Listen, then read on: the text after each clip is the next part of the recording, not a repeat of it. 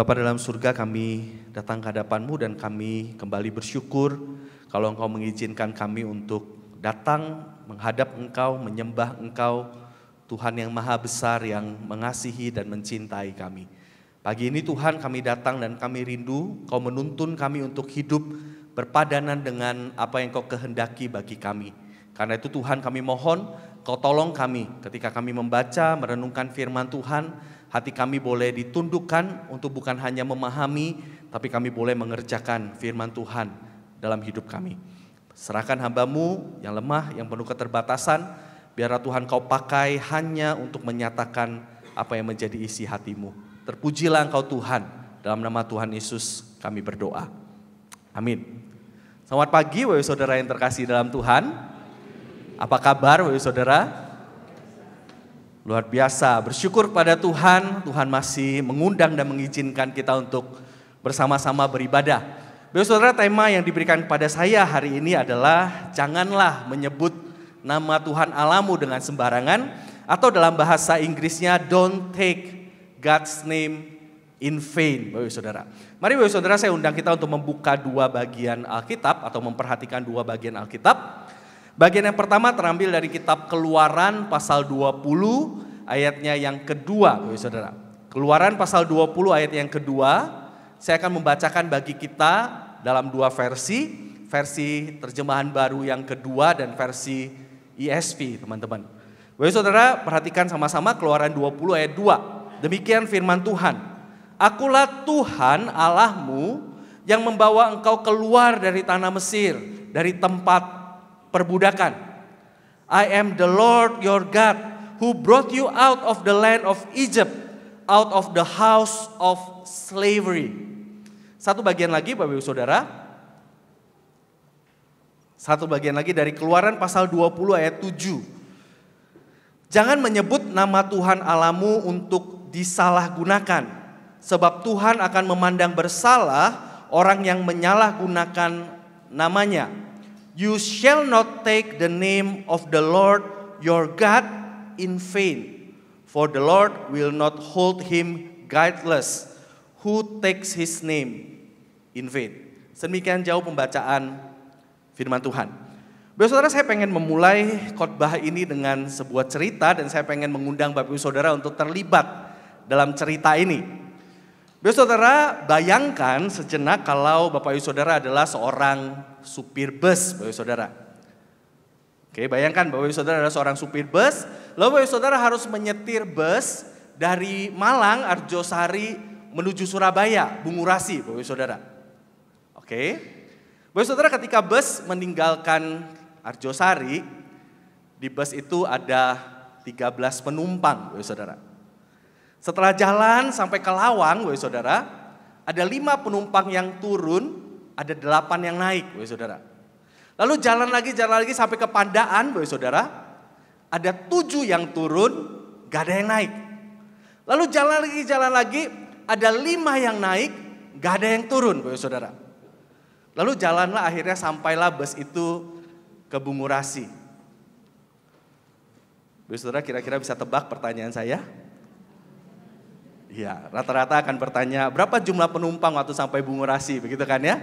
Ada yang hitung? Saya sih nggak hitung, Bapak Saudara. Saya percaya Bapak Saudara akan hitung, begitu ya. Berapa jumlahnya? Ulangi, saya lupa soalnya saya baru ngarang di sini.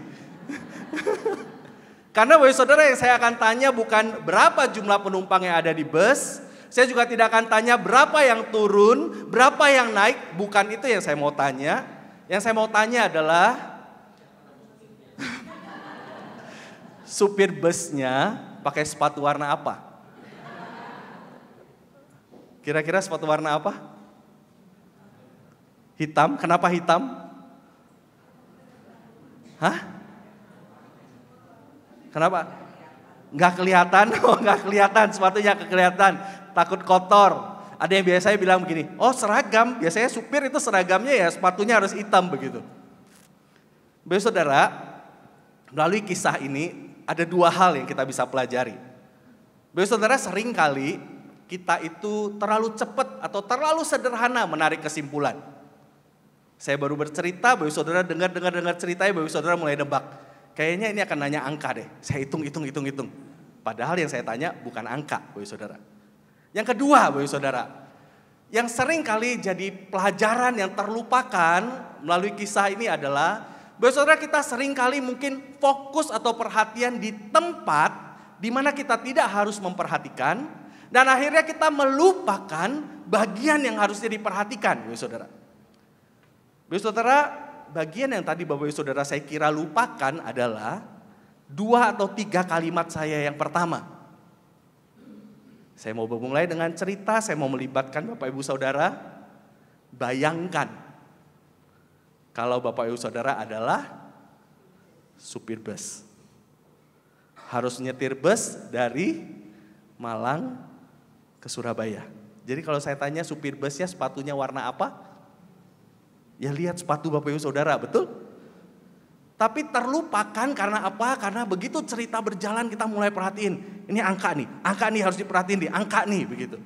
Dan kita lupa bagian yang jadi fokus, bagian yang jadi pesan utamanya sejak awal. Gitu. Nah Bapak Ibu Saudara, kenapa saya ceritain ini? Karena saya mau berkata ini berhubungan sekali dengan tema yang kita akan omongkan hari ini. Bapak Ibu Saudara, sering kali ketika kita berbicara tentang hukum ketiga, Bapak Ibu Saudara, kita jangan terlalu cepat atau terlalu sederhana menyimpulkan apa yang menjadi pesan dari hukum ketiga ini. Dan akhirnya kita melupakan apa yang harusnya jadi fokus, apa yang harusnya menjadi perhatian yang pengen ditunjukkan melalui hukum ini. Bapak Saudara, secara umum, apa sih yang orang mengerti mengenai jangan menyebut nama Tuhan Allahmu secara sembarangan? Atau jangan menyalahgunakan nama Tuhan Allahmu. Secara umum biasanya orang akan berbicara bahwa hukum ini langsung aplikasinya tentang jangan pakai nama Tuhan dengan sembarangan. Ada orang-orang tertentu yang ngomong jangan sebut, engkau tidak boleh sebut, jangan tulis sembarangan. Umumnya ini orang Yahudi, Bapak Saudara. Makanya mereka bahkan tidak mau menyebut nama Tuhan Yahweh itu.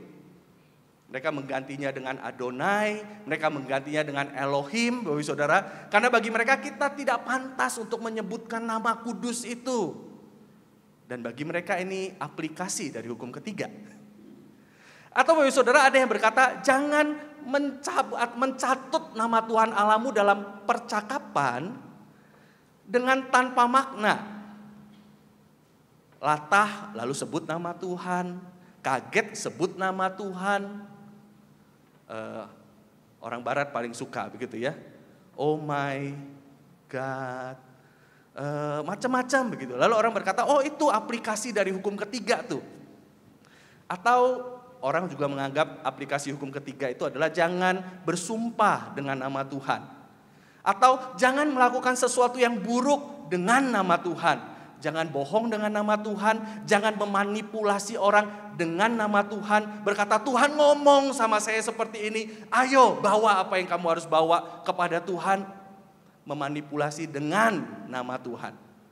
Bapak Saudara, tentu apa yang saya cantumkan di sini adalah bentuk sederhana dari aplikasi jangan menyebut nama Tuhan Allahmu secara sembarangan. Ya, nggak salah kalau diaplikasikan ke sini, Bapak Saudara. Tapi, Bapak Saudara, kita perlu sadar bahwa aplikasi dari hukum ketiga ini tidak sesederhana ini, Bapak Saudara. Kita perlu sadar bahwa ada fokus yang lebih besar yang jangan sampai dilupakan. Kenapa Tuhan memberi hukum yang ketiga ini, Bapak Saudara? Oke. Jadi jangan sampai kita hanya berpikir ini hanya soal ucapan, Bapak Saudara. Ini tidak tentang ucapan saja, tapi ini tentang seluruh hidup kita. Tentang bagaimana kita hidup sebagai umat Tuhan yang menyandang nama Tuhan. Oke? Lalu kalau begitu pertanyaannya, lalu kalau gitu sebenarnya yang menjadi fokus utama dari hukum ketiga ini apa? Yang mau diajarkan, yang mau ditekankan dengan hukum ketiga ini sebenarnya apa? Bapak Saudara, mari kita sebelum melihat lebih dalam, kita perhatikan dulu isi hukumnya, Bapak Saudara. Dalam bahasa aslinya sebenarnya lebih tepat bukan diterjemahkan jangan menyebut, Bapak Saudara. Tapi dalam bahasa aslinya pakai kata nasa yang lebih tepat diartikan jangan membawa atau jangan mengangkut, jangan menanggung, jangan jangan memikul nama Tuhan itu dengan sembarangan, dengan tidak benar, dengan membuatnya kosong, tidak bermakna. Artinya dia berbicara soal mari kita menanggung nama Tuhan itu dengan benar, sehingga nama Tuhan dan pribadi Tuhan itu menjadi nyata dengan tepat melalui hidup kita. Ini enggak sedang ngomong soal menyebut saja, saudara. Tapi ini ngomong soal bagaimana kita menanggung nama itu dengan tepat, saudara. Mungkin ilustrasinya begini, saudara. Kalau saudara punya anak, saya kira saudara kadang memberi nama kepada anak yang punya unsur-unsur Bapak Ibu saudaranya. Entah ada orang tua yang kasih nama anaknya itu gabungan. Nama suami, nama istri digabung jadi nama anak. Ada nggak yang kasih nama anak kayak gitu? Ada? Ada, saya pernah ketemu yang kayak begitu Bapak Ibu saudara. Ada yang kasih marganya, nah saya yang narsis. Saya kasih nama saya full, saya kasih ke anak saya, begitu ya. Nama anak saya itu Kayla Jocelyn Hermanto, Bapak Ibu saudara. Kenapa saya memberi nama Hermanto di belakang? Karena seumur hidup saya tidak pernah punya nama lain. Nama saya cuma satu, Hermanto aja. Jadi identitas itu saya turunkan ke anak saya supaya seumur hidupnya dia menanggung beban nama saya, begitu. Saudara, ketika saya mempercayakan nama saya, menanggungkan nama saya ke anak saya, melekatkan nama saya ke anak saya berharap apa? Saya berharap tidak sekedar itu menjadi nama, tapi saya berharap kemanapun dia pergi, dia membawa nama itu, menyatakan sesuatu melalui nama itu, memberitakan sesuatu melalui nama itu. Setidaknya memberitahukan bapaknya siapa, saudara. Betul? Nah, saudara, bagian ini sebenarnya berbicara hal yang sama. Ketika Tuhan berkata jangan menanggung atau jangan mengangkut, jangan membawa nama Tuhan dengan sembarangan, Tuhan berharap bahwa namanya yang dilekatkan kepada umatnya itu dibawa dengan benar. Membuat hidupnya orang yang menanggung itu berbeda, saudara, begitu ya. Nah, yang jadi pertanyaan begini, oke, kita ngerti, ini gak cuma ngomong. Lalu kalau begitu apa maksudnya menanggung nama Tuhan dengan benar? Apa artinya Tuhan melekatkan namanya kepada kita? Bagaimana kita hidup sebagai orang yang nama Tuhan melekat pada kita? Bapak Ibu Saudara, ada dua hal yang kita harus hidupin atau lakukan. Yang pertama, Bapak Ibu Saudara, ketika Tuhan melekatkan namanya kepada kita, atau ketika kita menanggung nama Tuhan itu, sebenarnya Tuhan meminta kita atau memerintahkan kita untuk memperlakukan Dia selaras dengan identitas, kualitas, dan karakternya. Ketika Tuhan bilang jangan menanggung namaku dengan sembarangan, Tuhan sedang ngomong begini, perlakukanlah aku seturut dengan kualitasku, seturut dengan siapa aku sebenarnya. Perlakukanlah Tuhan sebagaimana Dia adalah Allah yang berdaulat, yang maha kuasa, Allah perjanjian yang penuh kemurahan, penuh kesetiaan, Allah yang kudus dan Allah yang sempurna. Bapak Saudara, 10 hukum ini dimulai dengan ayat kedua di mana Tuhan memperkenalkan siapa Dia. Dia adalah Yahweh, Tuhan semesta alam. Tapi bukan sekedar Tuhan semesta alam yang berdaulat dan berkuasa atas segala sesuatu. Dia adalah Yahweh, Allah perjanjian yang memilih Israel, mencari Israel, menebus Israel, terus setia kepada Israel. Dan Israel diminta untuk memperlakukan Allah itu tepat seperti siapa Allah itu sebenarnya. Dan Bapak Ibu Saudara, saya kira hal itu berlaku buat kita. Tuhan pun meminta kita memperlakukan Dia sebagaimana harusnya Dia. Bapak Ibu Saudara, nama tidak pernah hanya menjadi sekedar nama. Nama itu selalu adalah penunjuk atau petunjuk kepada pribadi orang itu, sifat orang itu, keunikan orang itu, Bapak Saudara. Dan ketika Tuhan mempercayakan namanya kepada kita, Tuhan menjadikan kita umatnya. Tuhan pengen kita memperlakukan pribadinya dengan tepat. Pertanyaannya, bagaimana yang dimaksud dengan memperlakukan Tuhan dengan tepat, Bapak Saudara? Karena keterbatasan waktu, saya pengen mengajak kita untuk melihat 3 cara, setidaknya 3 cara hidup yang menunjukkan bahwa kita memperlakukan Tuhan dengan tepat, Bapak Saudara. Yang pertama, kita akan memperlakukan Tuhan dengan tepat kalau kita sungguh-sungguh menyembah Tuhan itu dengan hati yang sepenuhnya mencintai Tuhan, menghormati Tuhan, dan tunduk kepada Tuhan. Bapak Saudara, kalau kita berkata bahwa saya adalah umat dari Tuhan yang maha besar itu, Tuhan yang menebus saya, Tuhan yang sayang saya, Tuhan yang tidak pernah meninggalkan saya. Saya adalah umat dari Tuhan yang saya bilang Tuhan pencipta alam semesta, Tuhan yang punya kuasa penuh itu. Maka cara hidup yang berpadanan dengan itu adalah saya harus menyembah Dia. Saya harus menyembah Dia bukan sekedar dari mulut, tapi saya harus menyembah Dia dari hati yang cinta, yang kagum, yang hormat kepada Dia. Contohnya mungkin begini, Bapak Saudara, dalam kesehariannya hari ini. Bapak Saudara, kalau hari ini tiba-tiba di tengah ibadah ini atau di tengah gereja kita, tiba-tiba presiden kita datang, Bapak Saudara. Dia nggak ngomong apa-apa, tiba-tiba dia datang. Tapi saya percaya semua kita tahu dong wajah presiden kita yang mana. Oke, tahu ya, gitu ya. Dia tiba di depan pintu sana. Begitu dia masuk kita begini. Oh, presiden. Ya udah. Lalu dia jalan, gak ada satupun yang kasih tempat duduk, gak ada satupun yang berdiri lalu Pak, aduh terhormat sekali Bapak datang, begitu. Gak ada yang ajak duduk, lalu dibiarin, Bapak Saudara. Kira-kira itu memberi pesan apa sih, Bapak Saudara? Memberi pesan bahwa ya statusmu presiden sih, tapi gak presiden banget buat kami. Betul? Iya, namamu presiden, jabatanmu presiden.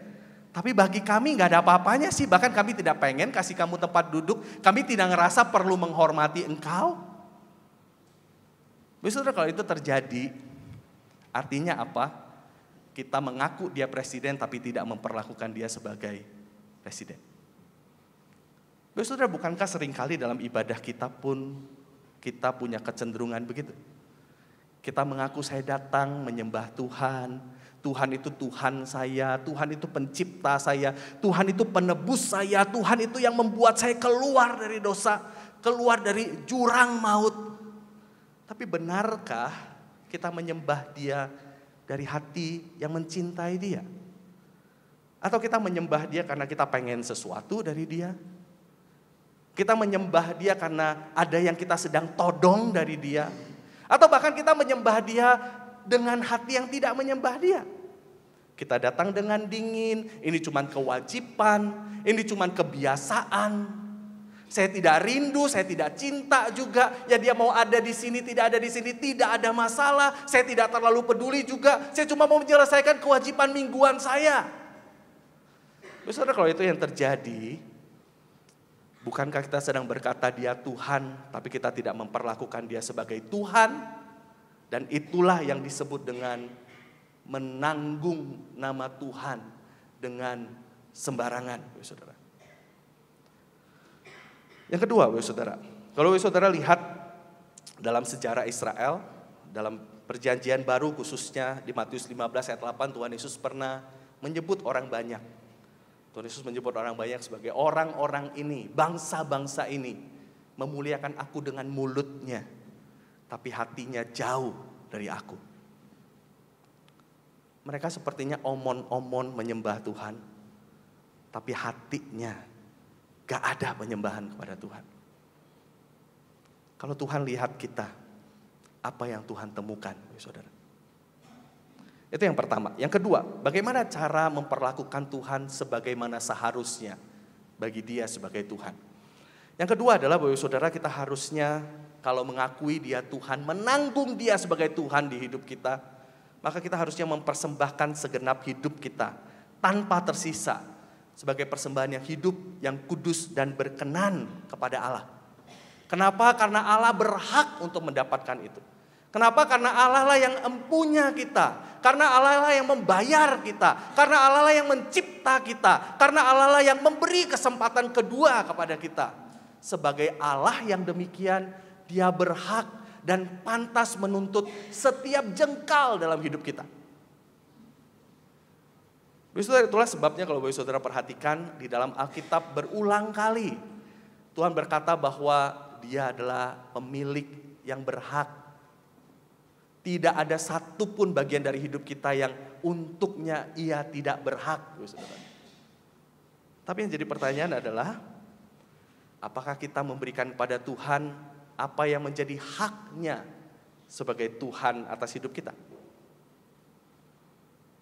Atau kita berkata, oh Tuhan, Engkau boleh ngatur sejauh ini, yang bagian ini punyamu, bagian yang lain jangan sentuh ya Tuhan ya, cukup ya Tuhan ya. Saya udah kasih 10% Tuhan, yang 90% jangan otak-atik. Ada yang berpikir seperti itu?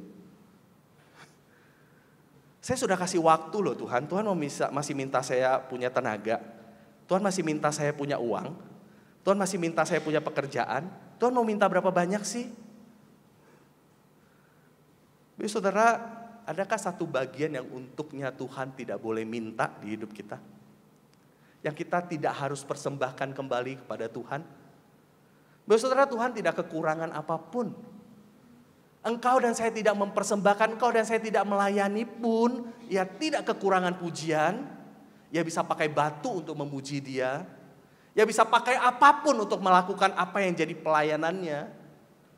Tapi bukankah kita tidak tahu diri kalau kita yang harusnya dari ujung kaki sampai ujung kepala adalah pemberian Tuhan, kita tidak memberikannya kembali kepada Tuhan. Saudara, dalam kitab Maleaki, Tuhan itu pernah marah kepada Israel. Tuhan marah kepada Israel dan berkata bahwa mereka adalah orang-orang yang merendahkan nama Tuhan.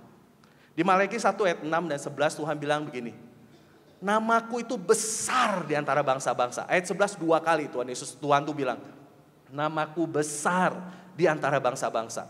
Di ayat 6, tetapi kamu menghina namaku. Kamu merendahkan namaku, kata Tuhan. Gimana cara bangsa Israel merendahkan nama Tuhan? Bangsa Israel merendahkan nama Tuhan pada waktu itu dengan cara mempersembahkan persembahan yang sembarangan. Saudara. Mereka bawa binatang yang lumpuh, yang buta, lalu berpikir begini, loh binatang persembahan itu kan toh akhirnya akan dibunuh. Buta ya dibunuh juga, apa bedanya? Sakit dibunuh, dibakar, mati juga. Daripada kita membakar dan membunuh yang sehat, mending sekalian yang sakit. Pembersihan, menyelesaikan banyak urusan dalam hidup kita, sekali tembak kena beberapa tujuan. Tapi Tuhan bilang apa? Ketika kamu mempersembahkan persembahan yang sembarangan kepada saya, kamu sedang berkata apa? Kamu sedang berkata bahwa saya itu Allah yang kecil, Allah yang tidak perlu dihormati, Allah yang boleh engkau perlakukan dengan sembarangan. Kalau engkau berkata aku adalah Allah yang besar, satu-satunya Tuhan semesta alam yang tiada taranya, tunjukkan itu dengan persembahan dirimu. Kalau engkau tidak mempersembahkan seluruh dirimu, itu berarti Tuhan tidak cukup besar sampai membuat engkau dan saya perlu menyerahkan segenap diri kita. Dan itu berarti apa? Kita sedang menanggung namanya dengan sembarangan. Yang ketiga, Bapak Saudara, bagaimana cara hidup memperlakukan Tuhan sebagaimana mestinya? Bapak Saudara, orang yang memperlakukan Tuhan sebagaimana mestinya adalah orang yang hidup dalam ketaatan penuh kepada Tuhan, Bapak Saudara. Orang yang memperlakukan Tuhan sebagai Tuhan dan Tuhan atas hidupnya adalah orang yang berkata, apapun yang Tuhan dan Tuhan saya katakan, saya akan lakukan. Mau itu menyenangkan saya, tidak menyenangkan saya. Mau itu membuat saya nyaman, tidak membuat saya nyaman. Mengubah agenda saya, tidak mengubah agenda saya. Karena Tuhan dan Tuhan saya yang ngomong, saya akan lakukan. Ketika kita tidak taat, ketika kita memilih-milih untuk taat, artinya kita sedang berkata bahwa engkau bukan Tuhan dan Tuan banget sih buat saya. Engkau belum Tuhan dan Tuan itu buat hidup saya. Dan itu masalah, saudara. Saudara, sekali lagi perintah ini adalah perintah yang Tuhan kasih kepada umatnya yang dia sudah tebus. Umatnya yang dia pilih. Umatnya yang dia kasihi terus menerus. Dan apa yang Tuhan minta dari umatnya? Ketaatan itu. Tuhan gak meminta dari yang bukan umatnya. Tuhan minta dari yang umatnya.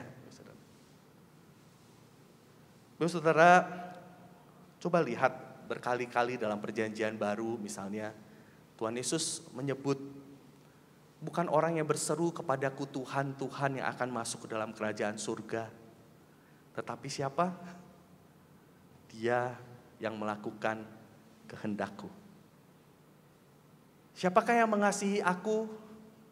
Yang mengasihi aku adalah orang-orang yang melakukan perintahku. Kalau kamu sahabatku dan mengasihi aku, engkau lakukan perintahku, kata Tuhan.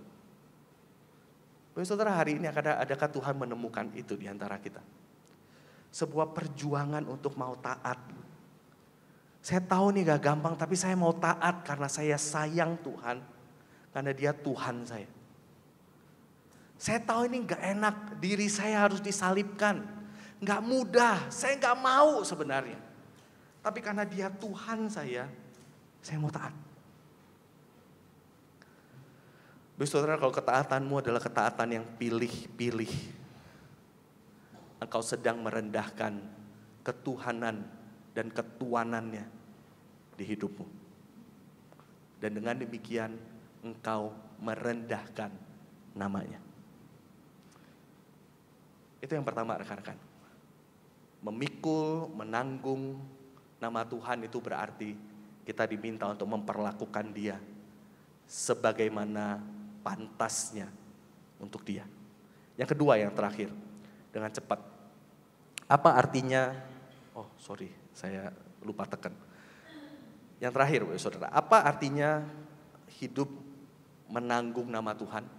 Menanggung nama Tuhan itu berbicara soal hidup sebagai representasi yang tepat dari karakter dan kebesaran Allah di tengah dunia. Ketika Tuhan mempercayakan namanya kepada kita, sebenarnya Tuhan sedang berkata, saya mempercayakan diri saya kepada kamu, supaya diri saya dinyatakan melalui kamu. Ketika Tuhan bilang kepada bangsa Israel, engkau umatku, engkau milikku, aku mempercayakan namaku dan diriku kepada kamu, aku berharap engkau menyatakan aku dengan jelas kepada bangsa-bangsa di dunia ini, supaya bangsa-bangsa di dunia ini bisa melihat aku, mengenal aku, melihat siapa aku sebenarnya dengan tepat.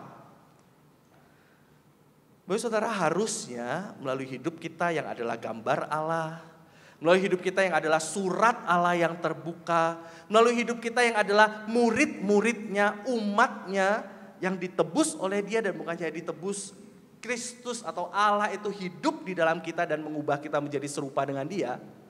Maka melalui hidup kita harusnya karakter Allah, kebesaran Allah, kesetiaan Allah, kasih Allah, kemurahan Allah dan seluruh sifatnya setidaknya, saudara, muncul dan terlihat lebih nyata kepada dunia ini.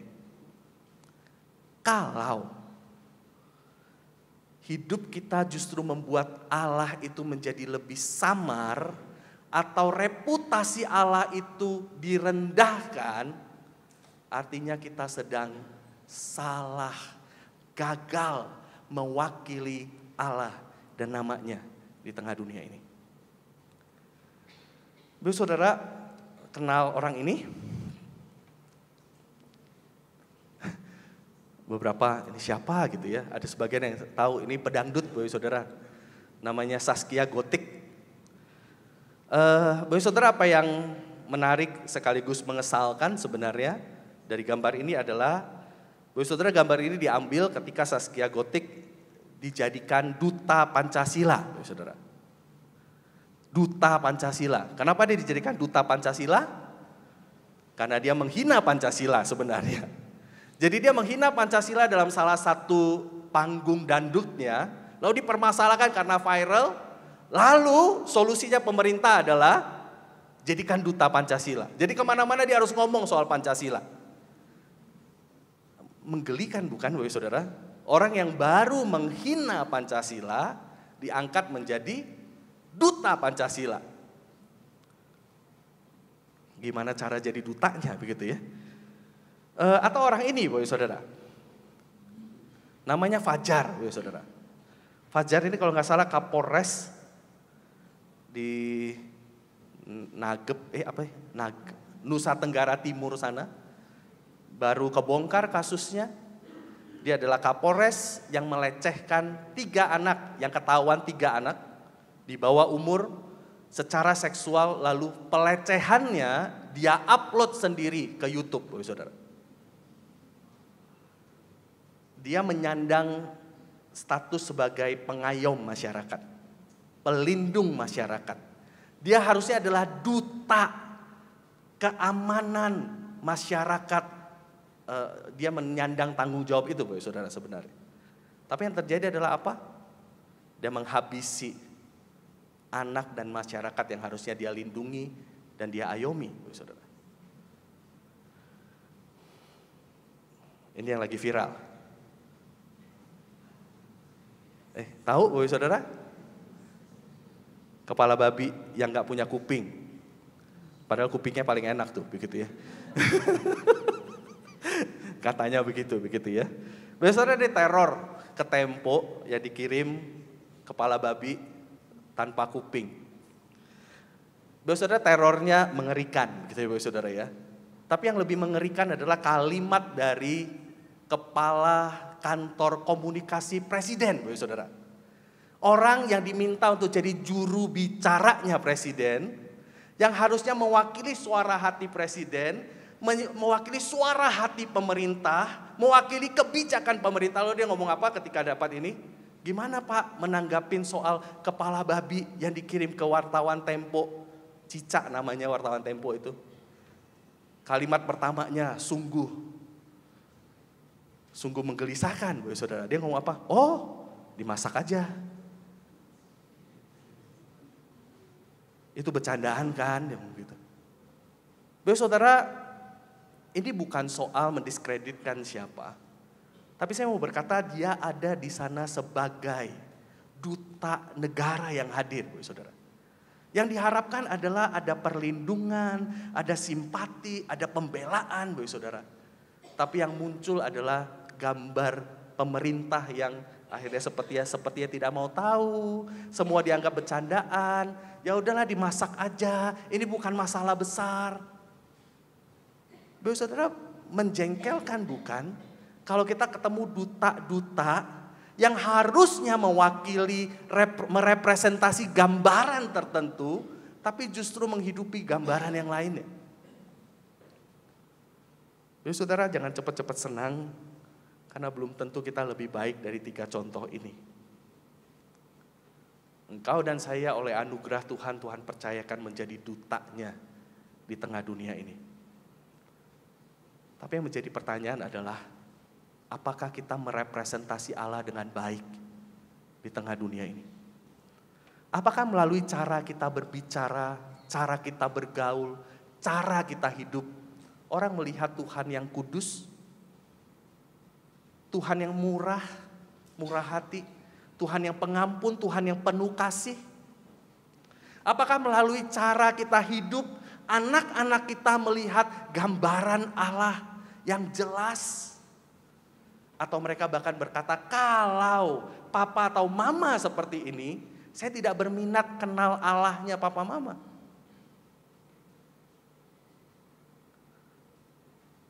Bapak Saudara, apakah cara berbisnis kita membuat orang mengenal Allah kita yang kudus, yang benar, yang tidak mendua, tidak ada penipuan di dalamnya?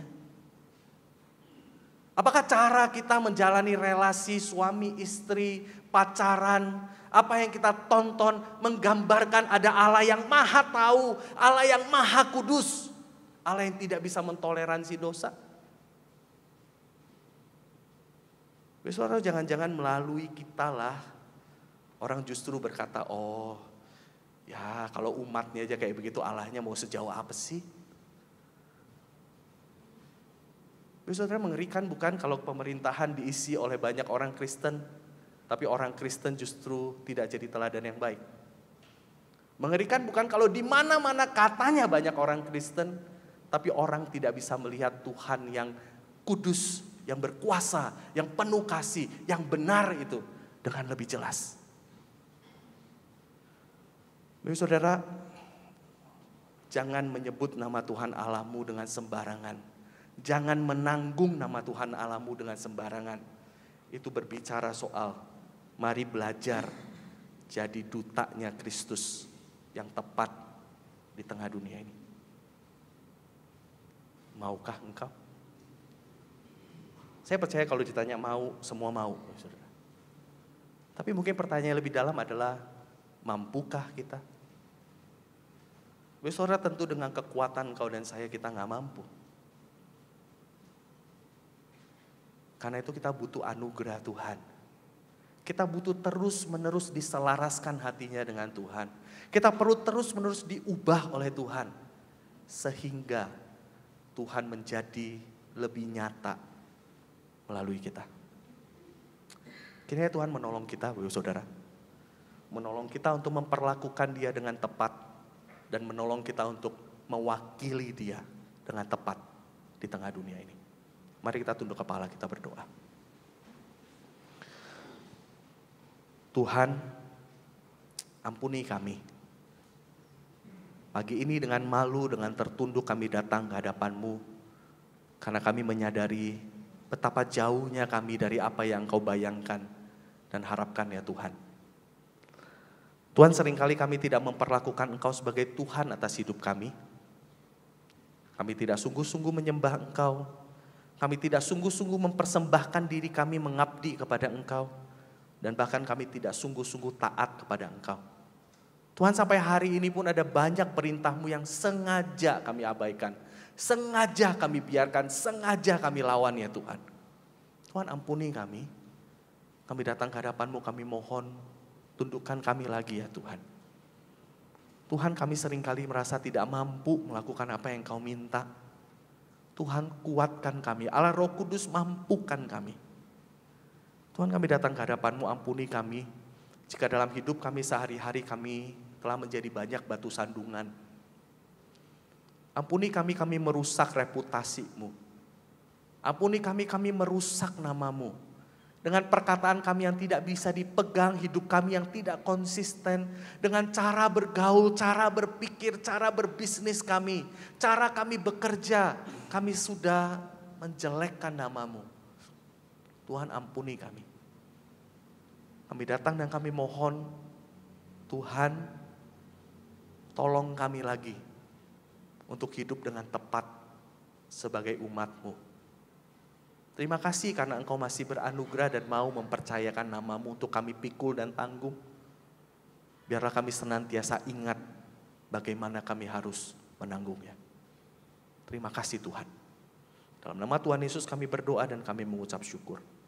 Amin. Tuhan berkati Bapak Ibu.